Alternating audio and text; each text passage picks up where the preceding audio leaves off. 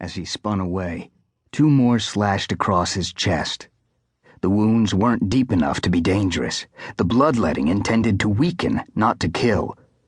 The vision of a Madrid bullfight swam through his head. Picadores. Priest's left hook caught him high on the head, sending Jack staggering backward, taking another cut on his right side before he recovered. Priest followed up with a spinning sidekick aimed at his head, a mistake that allowed Jack to hook Priest's foot beneath his right arm. The leg sweep that followed dropped Priest onto his broken arm. Lifting the leg, Jack put all his power into a kick that caught Priest in the groin. As a knife again sliced at his back, Jack released Priest and lunged sideways, catching the knife wielder by the wrist and thumb. His motion twisting the arm over and back, opening the man's throat to the blow that crushed his windpipe. Before the knife could slip from the dying man's fingers, Jack redirected it into a second gang member's stomach. There are moments when surprise and shock are your only allies, and Jack embraced this one, falling upon the other 4, wielding a kukri in each hand. Taking another cut across his chest, he slashed the throat of the nearest gangster and spun under another thrust, his long knife removing the attacking hand at the wrist. His subsequent thrust spilled the man's guts onto his dying friend. Sensing movement to his left, Jack twisted sideways, but not quite fast enough. A razor-sharp blade pierced his left side below his ribcage, just before Jack's counter-thrust dropped the man on his face. The last of the Gurkharis stepped backward, but when Jack staggered, the Gurkhari lunged to fill the opening, a look of shock widening his eyes as Jack's right heel caught him in the throat, crushing his trachea and dropping him to the ground. The blow left the man gagging, vainly struggling to draw breath through his broken air passage. Jack watched as his battle came to a rattling, wheezing end, then returned his attention to Priest. But Priest was gone.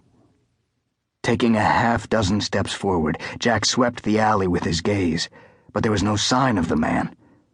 A wave of frustration engulfed him, sapping the last of his strength and dropping him to his knees. Then, as the Nepali knife slipped from his bloody fingers, the ground rose up to kiss him good night. Sister Mary Judith limped slowly through the darkened slum that had been her home the last 48 years of her fading life. Her right shoe hurt her foot more than usual tonight, but her bunions weren't likely to get better, and compared to the poor people whose souls she sought to save and whose bodies her clinic treated, she had no complaints. Tonight, that clinic had failed a 3-year-old child and the woman whose tears still dampened Sister Mary Judith's shoulder.